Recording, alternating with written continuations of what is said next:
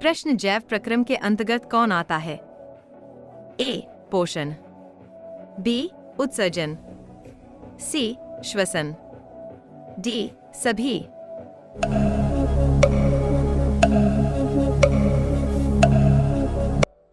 उत्तर है option D, सभी।